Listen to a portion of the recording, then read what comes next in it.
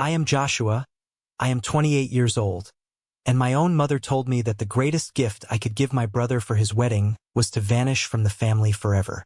Before I tell you how a multimillion-dollar CEO showed up in the middle of that catastrophic wedding and changed my life with a single sentence, let me know where you're watching from in the comments. It's good to know you're out there. The sound of chaos is a strange thing. From the quiet of my car in the far corner of the parking lot, it was a muffled symphony of disaster. I could imagine the discordant notes echoing through the grand hall, the confused chatter of 100 well-dressed guests, the shrill, panicked questions from the bridesmaids, and above it all, the booming, furious voice of my brother Matthew. It was the sound of a perfectly orchestrated world coming completely, beautifully undone. The sun was low in the sky, casting long shadows across the manicured lawns of the venue I had so carefully selected months ago. It was warm on my skin, a stark contrast to the core of ice that had formed in my chest. Inside that magnificent building, a wedding was supposed to be happening. His wedding. The wedding I had planned down to the very last napkin ring. The wedding I had paid for with my own sweat and savings. The wedding I had just single-handedly obliterated. I leaned my head back against the worn fabric of the driver's seat and closed my eyes. I pictured the grand ballroom. It should have been filled with the rich scent of roasted prime rib and expensive white floral arrangements. But right now it would be stark, echoing, and entirely empty. The tables, which I had mapped out with military precision just 48 hours ago, would be bare wood. No fine linens, no gleaming silverware, no custom centerpieces. The string quartet I had booked would be at home, their instruments silent in their cases. The caterers would be packing up their unused ingredients, probably eating the appetizers themselves. My phone, lying on the passenger seat, was having a seizure. It buzzed and vibrated relentlessly against the leather. The screen lit up in a frantic, predictable cycle. Dad, Matthew, Aunt Margaret, Matthew again, Mom. A barrage of text messages flashed across the locked screen. Where are you? The doors are locked. Call me right now. You are ruining this. It was a desperate digital scream for the person they had banished just last night. The fixer, the problem solver, the family janitor. But that person was no longer available. I could see them so clearly in my mind. My mother, Eleanor. Her face a mask of horrified disbelief. Her precious social standing crumbling with every passing second in front of the town's elite. My father, Robert, pale and useless, wringing his hands as he always did whenever a crisis demanded actual leadership. And Matthew, my golden boy brother, his handsome face, usually so smug and self-assured, would be contorted into a mask of pure, impotent rage. His massive future salary as a hotshot lawyer couldn't buy him a single chair to sit on in that empty room. I felt a brief pang of sympathy for Lauren, the bride. She was collateral damage in a family war she hadn't even known was being fought. But the truth was, my family wanted me to vanish. It was a simple request, delivered with the casual cruelty of a death sentence over dessert. So I did. I vanished, and I took their perfect day with me, pulling it down into the abyss right alongside me. My hand turned the key in the ignition. The old engine coughed, then settled into a familiar, comforting rumble. I put the car in gear. I didn't look in the rearview mirror. There was nothing left for me back there. As I pulled out of the parking lot and onto the open highway, the frantic buzzing of my phone faded into the background. For the first time in 28 years, I wasn't driving toward a problem I had to solve. I was driving away from one. How did a sacrifice of my own hard-earned money turn into an empty ballroom? To understand why a younger brother would ruthlessly dismantle his own flesh and blood's wedding, you have to go back. You have to understand what it was like growing up in my house, where love was heavily taxed, and my brother always held the winning ticket. There were two sons in our house, Matthew, the golden child, and me, the other one. Matthew was born with a spotlight attached to him. He was the charming one, the witty quarterback, the one who looked perfect in the family Christmas photo. I was the one who made sure the camera had batteries and the lights were plugged in. From as early as I can remember, our roles were carved in stone. When Matthew's brand new bicycle got a flat tire, he threw a tantrum on the front lawn. I was the 10-year-old who spent a Saturday afternoon in the garage with my dad's rusty tools, patching the rubber tube until my knuckles bled and my hands were stained black with grease. Matthew was too busy complaining to the neighborhood kids about the great injustice that had befallen him. When I finally brought the fixed bike out, he grabbed the handlebars and rode off without a single word of thanks. My father just clapped me on the back and smiled. "Good job, Joshua. You're a practical one." It was meant as a compliment, but it felt like a brand burned into my skin. Matthew was the star. I was the stagehand. This dynamic only intensified as we got older. While Matthew was out setting local sports records and eventually heading off to an expensive law school to chase his dreams, I discovered a passion for how things worked. Not just bicycle tires, but systems. Specifically, the teetering, chaotic system of our family's business, Ellis Groceries. My father ran that store with his heart, but absolutely not with his head. He trusted the wrong people, ordered too much perishable stock, and ignored the accounting. By the time I was 16, I was unofficially balancing the books at the kitchen table late at night. I created the weekly staff schedules, negotiated minor disputes with delivery drivers, and figured out why our produce was spoiling faster than the competitor down the street. I kept the boat afloat while my parents cheered for Matthew from the deck. Fast forward a few years. I had moved out, barely making rent, but I managed to build a respectable life for myself as a freelance marketing strategist. I found a niche helping struggling small businesses find their footing. I was good at it. I could look at a failing bakery and tell them exactly how to rebrand and get customers through the door. Then came the opportunity of a lifetime. Vance Corporation, a massive national retail chain, needed a regional marketing director. The contract was for a staggering amount, a salary that to me back then was a fortune. It meant stability. It meant proving my worth. I beat out dozens of highly qualified applicants. I sailed through 3 rounds of grueling interviews. I even sat down with the CEO himself, Charles Vance. He was a terrifyingly sharp man who saw right through corporate nonsense. We talked for an hour. He shook my hand and looked me dead in the eye. "We'll be in touch very soon, Joshua. I like the way your mind works." I walked out of that skyscraper feeling 10 feet tall. My life was finally starting. 2 days later, the email offering me the final contract arrived. My hands were shaking with pure joy as I typed my reply. Then my phone rang. It was my mother. "Joshua, you have to come home." Her voice was a thin, greedy thread of panic. It was the voice she used when the basement flooded or the taxes were due. "Mom, what's wrong? Is Dad okay?" I asked. "He's fine, but the store, it's a disaster," she cried. "The suppliers are threatening to cut us off. We took out a second mortgage to cover payroll last month. We're drowning. We're gonna lose the store, Joshua. Your father's legacy, everything. It's all going to be gone." My stomach plummeted. I asked about Matthew. "He's going to be a lawyer," I argued, my voice tight. "Can't he look at the contracts? Can't he negotiate a payment plan?" "Oh, you know Matthew," she dismissed instantly, a hint of annoyance in her tone. "He's building his career. He can't get bogged down in this mess. It would distract him from his finals. This is your area, Joshua. You always know how to make things work." There it was, my function, my sole purpose in their lives. I looked at the Vance Corporation offer on my computer screen, the shimmering promise of my future and my independence. Then I looked at the phone in my hand. My friend David's voice echoed in my head, warning me to let them fail, telling me they only saw me as a utility.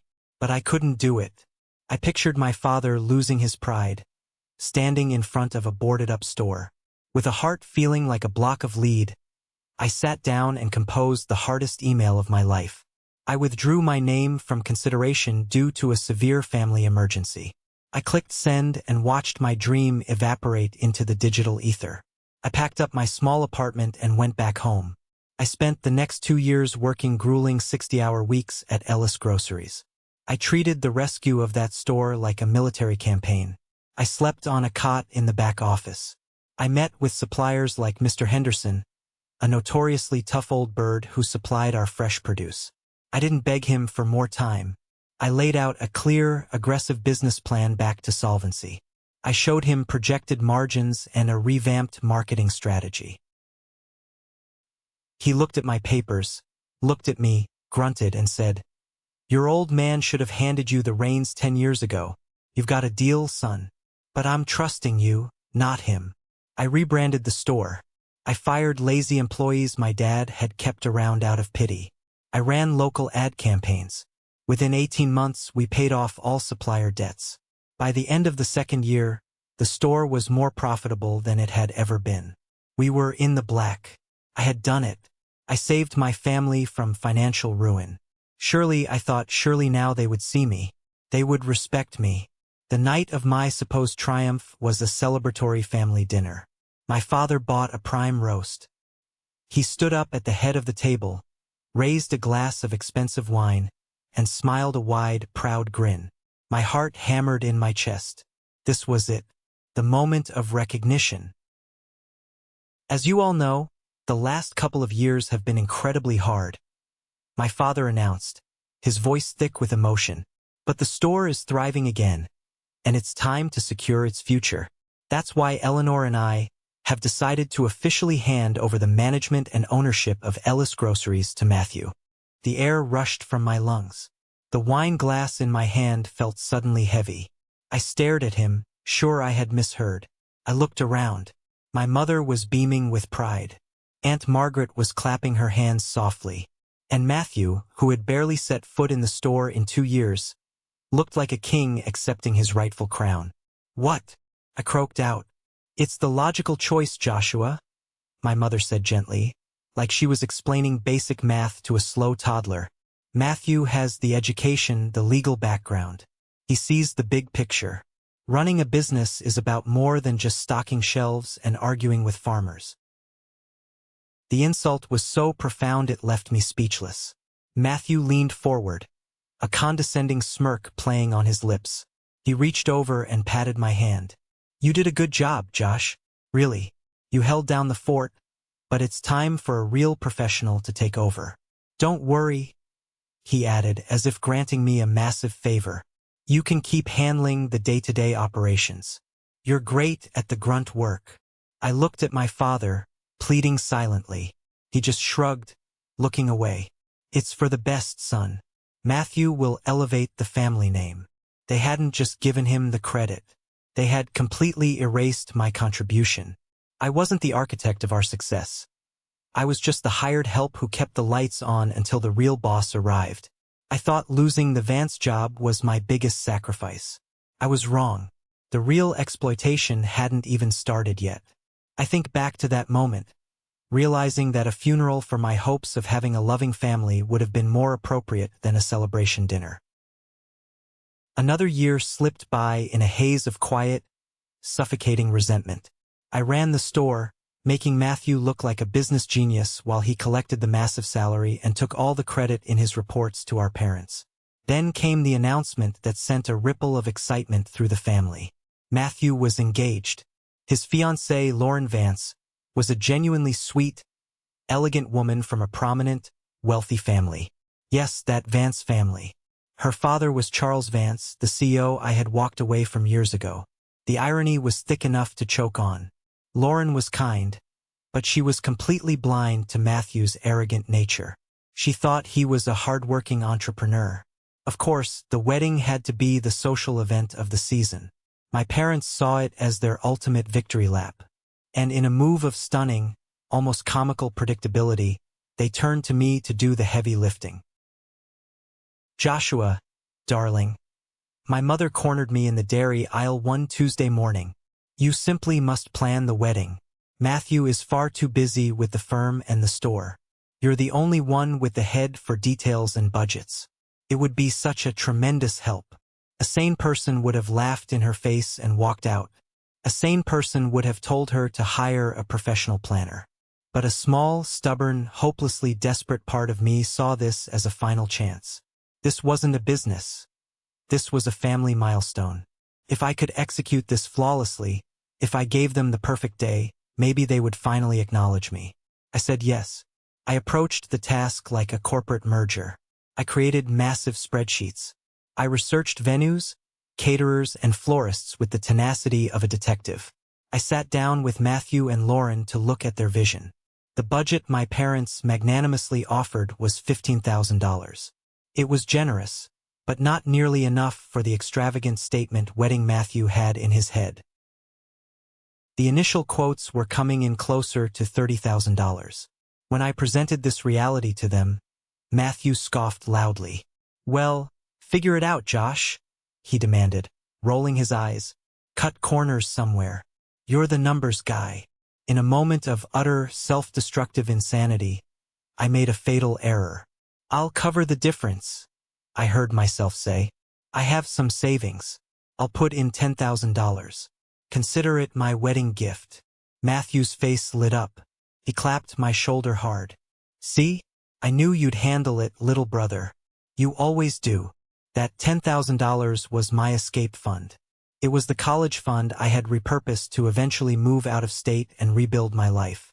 And I was lighting it on fire for the brother who stole my career. I worked miracles. I found a breathtaking historic manor that had a last-minute cancellation. I negotiated a brilliant package deal with a caterer. I found a fantastic local band. I had it all locked down. A champagne wedding on a beer budget. When I presented the final plan, everyone was thrilled. For a brief 4 days there was peace. Then came Aunt Margaret. She came over for Sunday dinner, listened to my meticulous plans, and pursed her lips in that familiar, judgmental way. "A local band?" she said, her voice dripping with condescension as she sipped her wine. "Oh, Eleanor, no. That's a bit quaint. For a man of Matthew's professional standing, marrying into the Vance family, you need something more sophisticated. A string quartet. So much more class." I saw the flicker of greed in Matthew's eyes.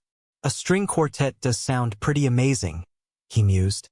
"The band is already booked and the deposit is paid," I said, keeping my voice level, though my jaw tightened. "A string quartet of that caliber would cost at least $5,000. It's not in the budget."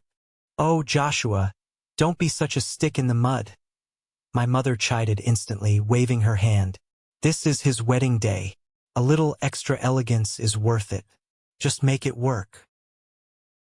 "Make It Work" became the soundtrack to my personal hell. After the string quartet came the flowers. Matthew suddenly decided the beautiful locally sourced arrangements were common and demanded white orchids flown in from Hawaii. "It's about prestige, Josh," he said, talking down to me like I was an idiot. "It's a look. It's also $3,000 for flowers that will be dead in a day," I countered, rubbing my temples. My father grumbled from behind his newspaper.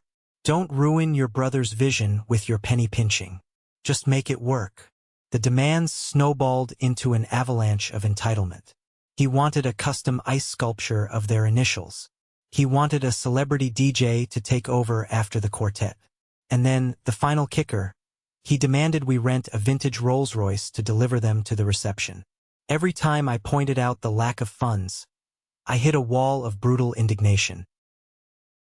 "Why are you making this so difficult?" my mother would sigh, shaking her head.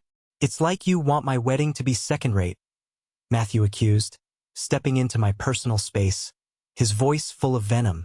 "Are you really that jealous of my happiness?" They couldn't conceive that I was just trying to stick to the budget. In their minds, my fiscal responsibility was a manifestation of deep-seated jealousy. The $10,000 from my savings was entirely gone, vaporized on non-refundable deposits for things we didn't need. Now they expected me to fund this expanding fantasy out of my own pocket. I was exhausted. I was working 60 hours a week at the store and spending every spare second fighting with Matthew. The dream of a simple thank you was dead. My only goal was survival. I had tried to patch the cracks in their perfect facade, completely unaware that I was digging the grave for whatever was left of our family. The night before the wedding was supposed to be a calm family dinner at my parents' house. A chance to relax before the big day. The calm lasted exactly until the dessert plates were cleared. I was running on 4 hours of sleep and a gallon of black coffee. I'd spent the entire day on the phone, soothing a furious florist regarding the orchid delivery and arguing with a venue manager who was asking pointed questions about the growing list of unauthorized vendors. All I wanted was to eat, go home, and pass out. Matthew, however, was vibrating with a manic, arrogant energy. He tapped his fork against his water glass to get everyone's attention. A smug smile plastered across his face. "Okay, team," he began, treating us like his employees. "I've had a stroke of genius. A final touch to elevate the entire experience tomorrow. First, I think we need a lobster tail station for the late-night snack. Chicken is just so basic. Second, Dad, we need to order a few cases of that vintage champagne you love. The stuff we have is fine, but it's not great. And finally, and this is the big one, a buddy of mine knows a guy who shoots photography for pro athletes. He's available tomorrow. We have to have him. Imagine the pictures." I stared at him. My mind struggled to process the sheer, breathtaking audacity of his words. It wasn't just one demand. It was a triple-decker sandwich of financial insanity, 12 hours before the event. I placed my fork down very carefully on the table. "Matthew," I said. My voice dropped to a dangerous, quiet rumble. "No." He blinked, genuinely shocked by my flat refusal. "What do you mean, no?" "I'm not asking, Josh. I'm telling you. It's my wedding. The caterer's final numbers were due last week," I explained, ticking the points off my fingers, trying to keep my breathing steady. "The alcohol is delivered. We have an excellent photographer already contracted. There is no more money. The budget, the one I paid for out of my own pocket, is gone. It is over.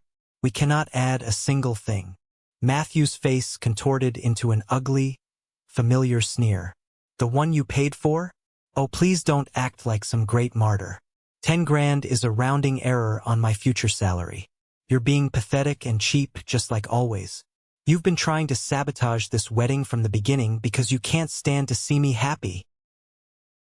The accusation hung in the heavy air of the dining room. It was ludicrous. It was cruel. I looked around the table, desperately waiting for just one person to step in. Just one person to say, "That's enough, Matthew." My father suddenly found the floral pattern on his dinner plate intensely fascinating. He wouldn't meet my eyes. Aunt Margaret nodded slowly in agreement with Matthew, sipping her tea. And my mother looked at me. Her face wasn't angry. It wasn't sad. It was glacially cold. She set her wine glass down with a soft, sharp click. "Joshua," she said, her voice chilling the room to freezing, "your brother has a point. You have been needlessly difficult through this whole process. Honestly, at this point, the greatest gift you could give your brother for his wedding is you vanishing from this family. Forever." The world stopped spinning. The cheerful ticking of the grandfather clock in the hall seemed to grow deafeningly loud, marking the seconds of my own execution. It wasn't a threat hurled in the heat of an argument. It was a calculated statement of my net worth to them. 0. It was my severance package for 28 years of servitude. Something inside me, the part that had spent a lifetime absorbing blows, swallowing insults, and begging for scraps of affection, didn't just break. It turned to dust and blew away. And in its place was a vast, terrifying emptiness. I didn't argue. I didn't defend myself. I didn't shed a single tear. I slowly pushed my chair back from the table. The wood scraped loudly against the floor. I stood up. I looked at each of them. Matthew's triumphant smirk. My father's pathetic cowardice. My mother's icy dismissal. I didn't say a word. I turned my back on them, walked out of the dining room, down the hall, and out the front door into the cool night air. The heavy click of that front door closing behind me was the last sound I ever wanted to hear from that house. It was a final, irrevocable full stop. I got into my car and just drove.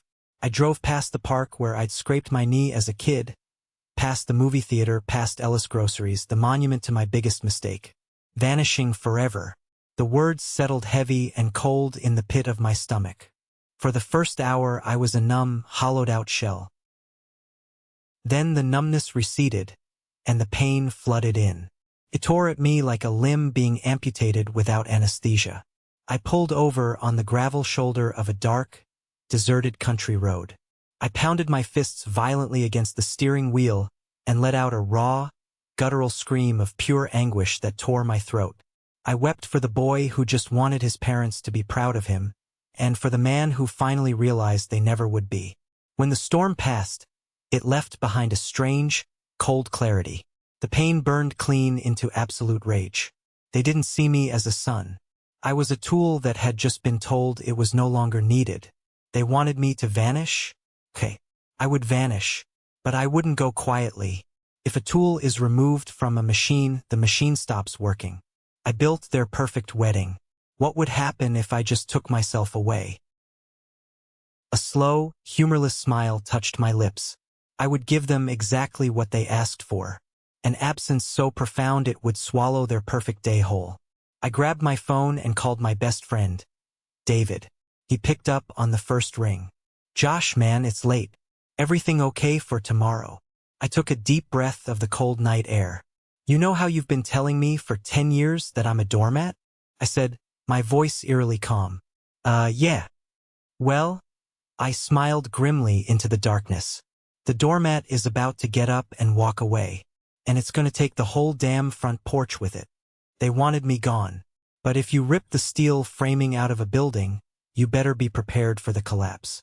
I found a cheap, anonymous motel off the interstate. I didn't sleep a wink. I sat on the edge of the stiff mattress, drinking bitter black coffee from a styrofoam cup, and I planned. There was no blind rage anymore, just methodical, surgical precision. I opened my laptop, pulled up the master folder labeled Matthew's Wedding, and arranged all the contracts and invoices.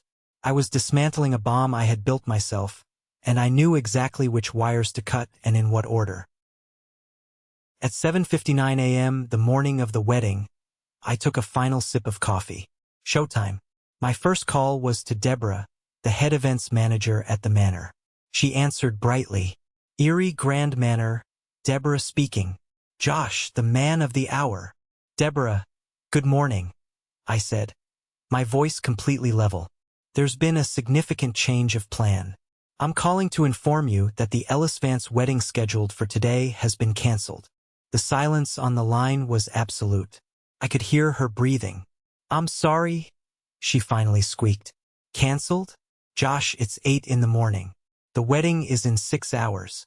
My staff is already setting up tables. I understand the inconvenience, Deborah. It is an unforeseen family emergency. As per Section 7B of the contract, I am authorizing the forfeit of the full deposit. Please consider this my formal and final notification. But, the bride? The groom? Shouldn't I speak with your parents? She stammered, clearly panicking. No, I cut her off firmly. You will not. The contract is strictly in my name. The deposit was paid from my personal bank account. The decision is mine alone. The event is canceled. Thank you for your time. I hung up before she could argue. My heart pounded with a surge of pure, unadulterated control. I called Sal, the head caterer. I gave him the same speech. He whistled loudly into the receiver. Wow, kid, that's cold. But hey, you paid the deposit, it's your call. More roast prime rib for my staff tonight, I guess. I called the florist, canceling the absurd Hawaiian orchids. I went down the list. The string quartet, the photographer, the vintage Rolls-Royce rental, the bakery making the 5-tier cake. With each call, I severed ties not just to an event, but to a lifetime of servitude. By 9:45 a.m., an entire wedding, meticulously constructed over 6 grueling months, was vaporized. I logged into my banking app. The non-refundable deposits were a painful $3,000 loss. But the final balances due upon delivery that day, nearly $7,000 of my hard-earned money, were safe. I grabbed a cheap burner phone I'd bought at a gas station, sent one text to my own regular number, wish granted. Then I snapped the burner in half, threw it in the trash, packed my bag, and drove south. The explosion at Ground Zero happened at precisely 11:02 a.m. My mother, Eleanor, swept into the grand ballroom of the manor, fully dressed in her extravagant mother-of-the-groom gown, expecting a flurry of caterers and florists bowing to her. She was met with a hollow, echoing cavern. Tables stacked against the wall, chairs piled high, the floor completely bare. Not a single orchid in sight. She marched into Deborah's office, her heels clicking furiously on the hardwood. "Deborah, what on earth is going on? Where is everyone?" Deborah looked up from her desk, her eyes wide with a mix of pity and fear. "Mrs. Ellis, I received a call this morning from your son, Joshua. He canceled the entire event. He cited the contract. When my father and Matthew arrived at noon, they found my mother pacing frantically in an empty room, in a full-blown hyperventilating panic." "What's going on?" Matthew demanded, his arrogant smile vanishing instantly.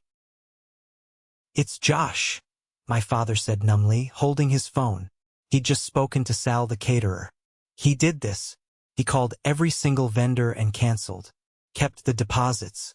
The wedding is off."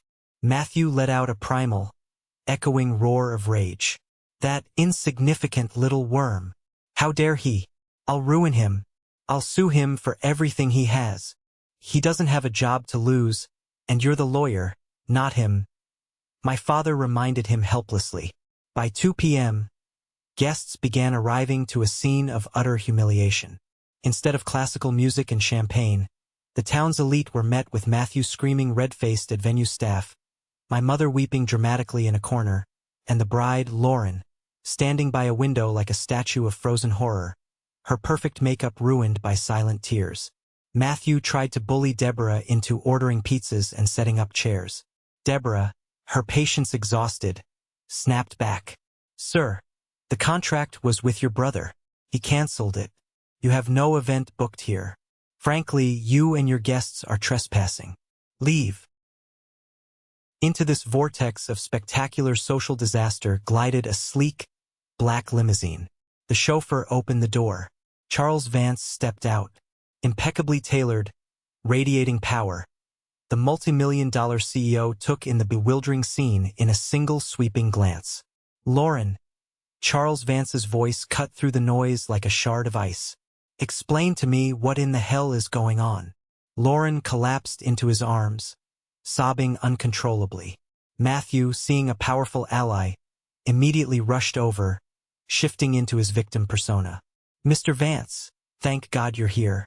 This is my brother's doing. He's deeply unstable, sir. Consumed by jealousy. He did this to sabotage me and embarrass our family." My father chimed in. "It's true, Charles. The boy has always been difficult. We'll handle him." Charles Vance held his daughter gently, his unblinking gaze fixed on my parents. He let the silence stretch. "What was the fight about?" he asked softly. Lauren took a shaky breath. "It was about money. Matthew wanted more expensive things. Josh said he couldn't afford it, that he'd already spent $10,000 of his own money. Then, his mother told him the greatest gift he could give Matthew was to vanish from the family forever." The ugly words sucked the air out of the room. Charles Vance's expression hardened into pure disgust. He looked at Matthew, then at my parents. A look of dawning recognition crossed his face. "Joshua," he said slowly, testing the name. "Joshua Ellis. I know that name." He turned his full, terrifying attention to my father. "Robert, do you have any idea who your other son really is?" My father looked bewildered. He helps out at our grocery store." Charles let out a sharp bark of contemptuous laughter. "No. Your son Joshua is the marketing prodigy who nearly landed a major regional contract with my company years ago. I interviewed him myself. He withdrew at the last minute because of a family emergency. I see now what that emergency was. He came home to save your asses." He stepped forward, his voice dropping to a dangerous rumble. "You had a racehorse in your stable, and you treated it like a plow mule. You were so blinded by the cheap shine of this one," he gestured dismissively at Matthew, "that you couldn't see the pure gold standing right next to you." Charles Vance delivered the final execution. "I am going to find your son, and when I do, I'm going to offer him a senior role in my company with a salary that will make his brother look like a joke. I'll give him the career and respect you were too ignorant to provide." He looked at Matthew with chilling finality. "Congratulations, son. You got your wish. Your brother has vanished. And in doing so, he exposed you all for the pathetic fools you truly are." The fallout from Charles Vance's verbal detonation was absolute. He didn't wait for apologies or excuses. He wrapped a protective arm around Lauren and guided her toward the exit. As they passed a bare wooden table, Lauren paused.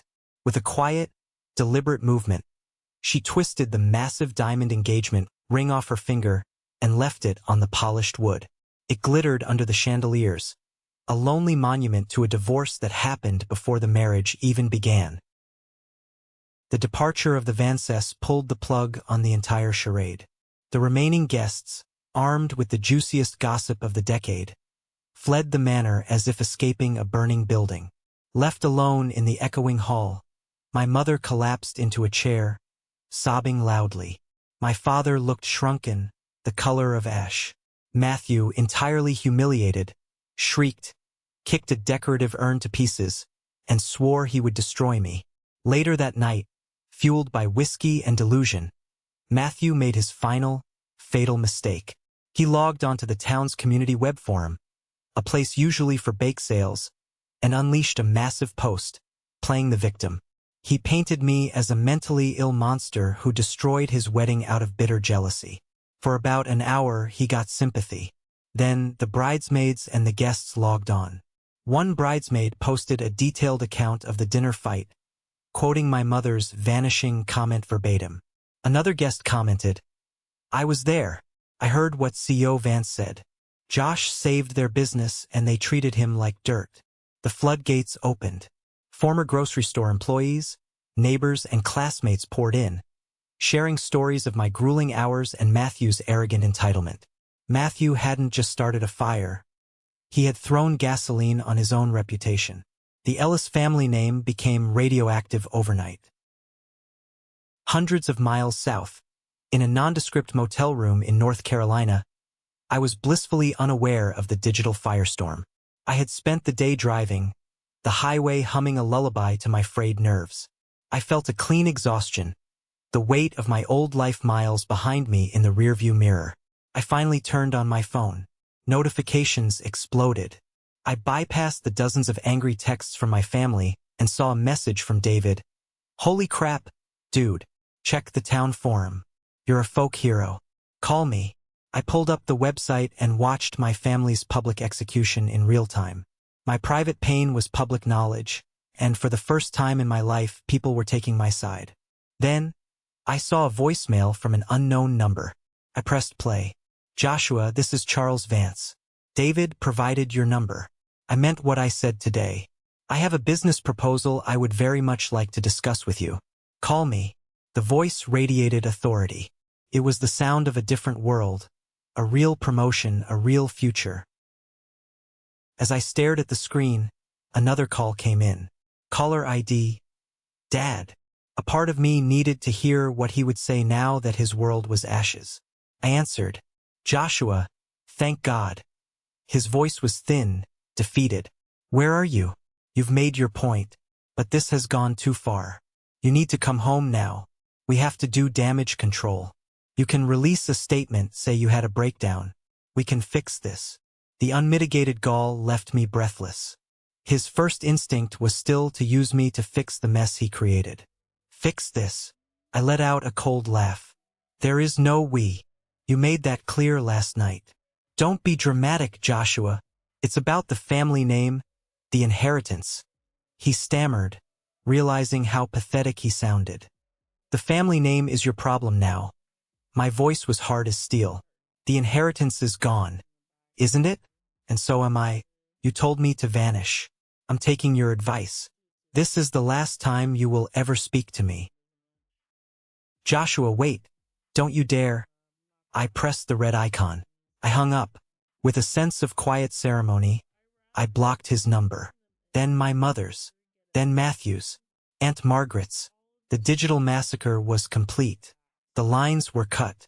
The storm back home was tearing the Ellis name apart. But out here, looking out the motel window, my sky was just beginning to clear. The phone call with Charles Vance changed the entire trajectory of my life. He didn't just offer me a job. He threw me a lifeline when I was drowning in the wreckage of my own family. 2 days after I drove away from that catastrophic non-wedding, I was on a commercial flight to Charlotte, North Carolina, for an in-person meeting. I walked into the Vance Corporation headquarters, a gleaming, intimidating tower of glass and steel, feeling like an absolute imposter. My suit was off the rack, and my resume was heavily anchored by a bankrupt grocery store. But Charles Vance didn't treat me like a charity case. He treated me like a valued colleague.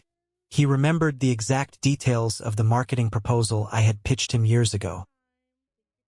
"You had an instinct for the heart of a business, Joshua," he told me, sitting across from me in his massive corner office that overlooked the sprawling city skyline. "It's a rare gift. I want that gift here." He made me an offer that made my head spin. He wanted me as the senior marketing strategist for the entire Southeast region. The salary attached to the offer was staggering. It was more than my father had made in his absolute best year running the grocery store. It came with full corporate benefits, a generous relocation package, and most importantly, a chance to start completely over. I accepted on the spot. Asheville, where the regional office was located, became my new home. It was a city alive with a creative, vibrant energy that felt a million miles away from the stagnant, judgmental fishbowl of my hometown in Erie. The mountains that surrounded the city became my sanctuary. For the first time in my entire life, I felt like I could actually breathe the air without apologizing for taking up space. Work became my salvation. I poured all the manic energy I had once spent managing my family's endless drama into my new career. I was surrounded by smart, ambitious people who challenged my ideas and respected my input. I wasn't Matthew's little brother anymore. I wasn't the family janitor. I was Joshua, the guy who had a knack for turning struggling regional campaigns into massive corporate successes. Charles became a genuine mentor. He took me under his wing, teaching me the aggressive nuances of corporate strategy, and more importantly, he taught me how to value my own contributions. The massive promotion he had promised in that chaotic wedding hall became a reality after my first year when he officially made me a regional director. I started building a real life outside of the office walls. I leased a small, sunlit apartment with a balcony where I could drink my morning coffee and watch the heavy fog roll over the Blue Ridge Mountains. I found a local coffee shop right down the street where the owner, a sharp, incredibly funny woman named Sarah, became my first real friend in the city. We would talk for hours about everything and nothing. She knew I had a painful past, but she never pried. She just created a safe space for me to be myself without any expectations.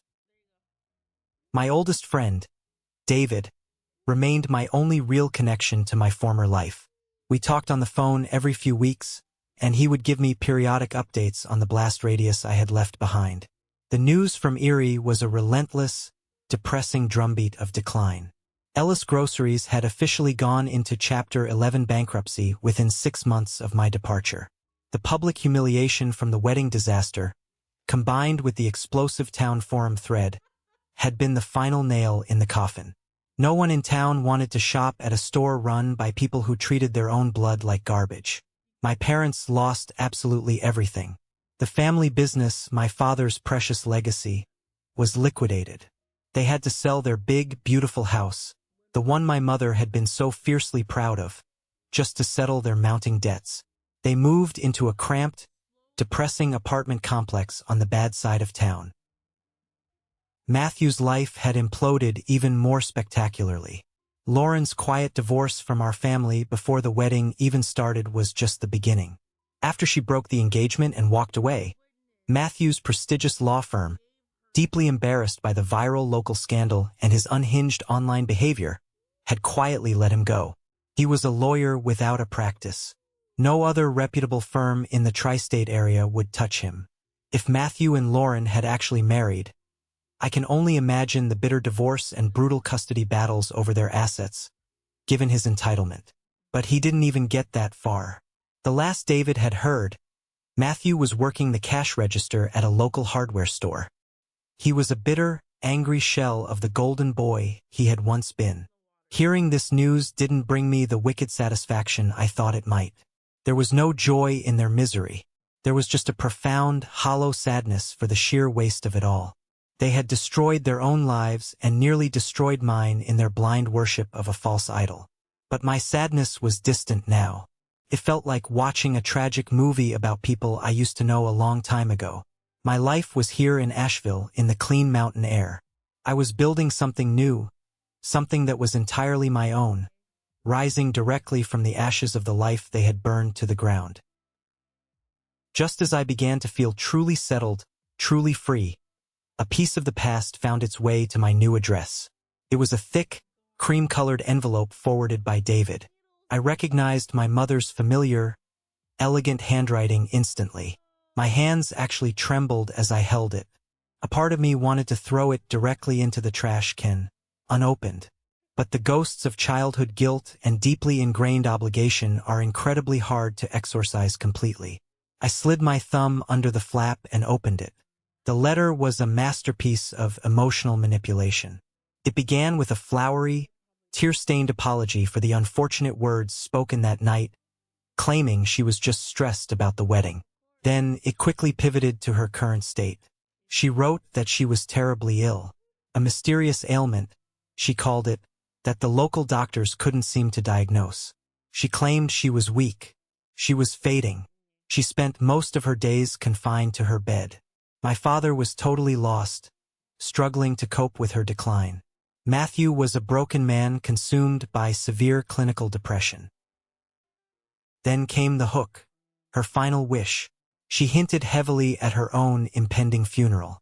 She wrote that the only thing that could bring her peace in her final days on earth was to see me, to look into my eyes and tell me how sorry she was, to heal the massive rift in our shattered family before it was entirely too late. It was perfectly crafted to prey on my oldest, deepest insecurities. My lifelong, conditioned role as the family caretaker. It sent a sharp spear of guilt straight into my chest. What if it was true? What if she was really dying in that cramped apartment? Could I live with myself if I let my own mother die alone, believing her youngest son hated her? The 10 grand I lost was supposed to be my college fund replacement. Sure, but this was a human life. The old programming kicked in hard.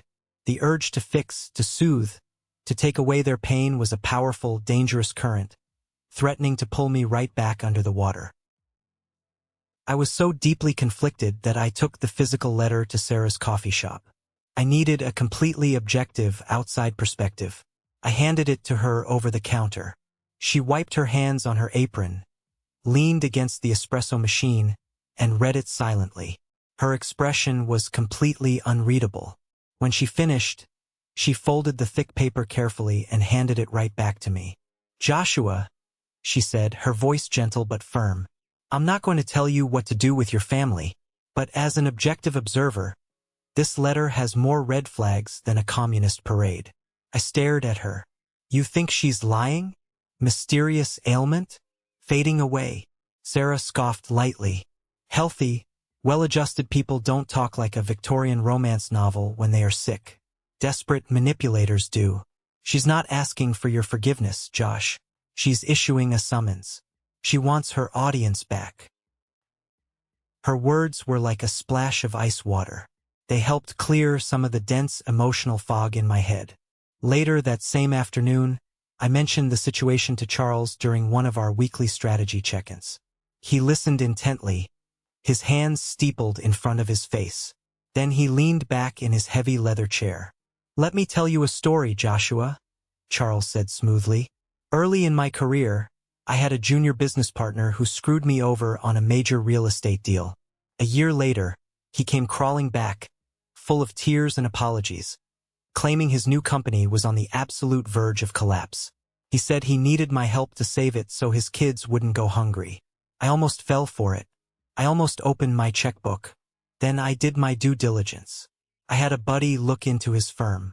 It turned out his company was perfectly fine. He just wanted my specific industry expertise to land a massive government contract he couldn't get on his own."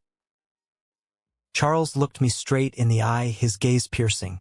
People show you exactly who they are, Joshua. It is our job to believe them the very first time. Your mother showed you who she was the night she told you to vanish. The final piece of the puzzle, the one that completely obliterated any lingering shadow of doubt or guilt, arrived in my email inbox late that very night. It was an email from Lauren Vance. We had exchanged a few polite, brief messages over the past 2 years, mostly holiday greetings, but this one was entirely different. The subject line was simply, "You need to see this. Hi Joshua," she wrote. "I hope you're doing incredibly well in Asheville. I heard through a mutual family acquaintance back in Erie that your mother might be reaching out to you. I feel like you deserve to know the absolute truth before you make any decisions. I had lunch with my aunt last week, who happens to be in the same local book club as your mother. According to her, your mother is in perfect, radiant health. She's not sick at all. But she is absolutely miserable because she's been completely ostracized from her elite social circle. She's desperate to create a public story of a grand family reconciliation to try and salvage her ruined reputation."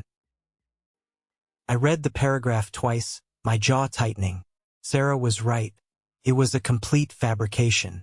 But the email didn't stop there.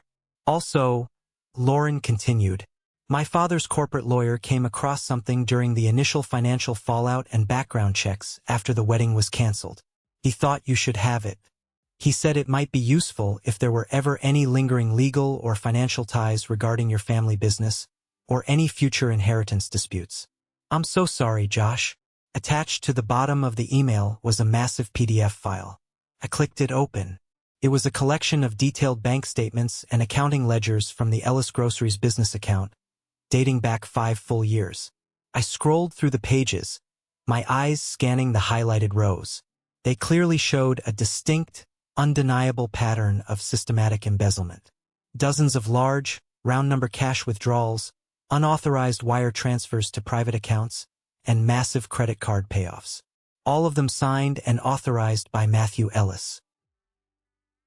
He had been siphoning thousands upon thousands of dollars from the grocery store for years to fund his expensive suits, his lavish vacations, and his pathetic illusion of being a wealthy, successful lawyer. The financial crisis that had nearly destroyed my family, the bankruptcy that forced me to turn down my dream job at Vance Corporation the first time around, it wasn't just a result of my father's poor management or bad luck with suppliers. It was felony theft. Matthew had bled the store dry, and my parents had known.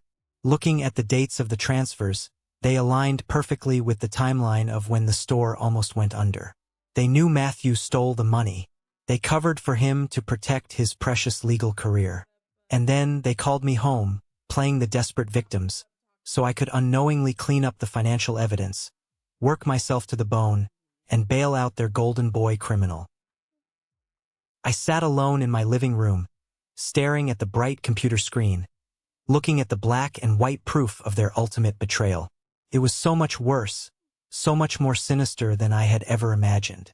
The letter sitting on my coffee table wasn't a plea for a dying mother's forgiveness. It was an accessory to a crime. They didn't miss their son. They missed their shield. They missed their human ATM. I stood up, walked over to the coffee table, and picked up the thick cream envelope. I walked into my home office, turned on my heavy-duty paper shredder, and fed the letter directly into the slot. I stood there and listened to the whining metal blades violently tear my mother's lies into 1,000 meaningless, irrecoverable pieces.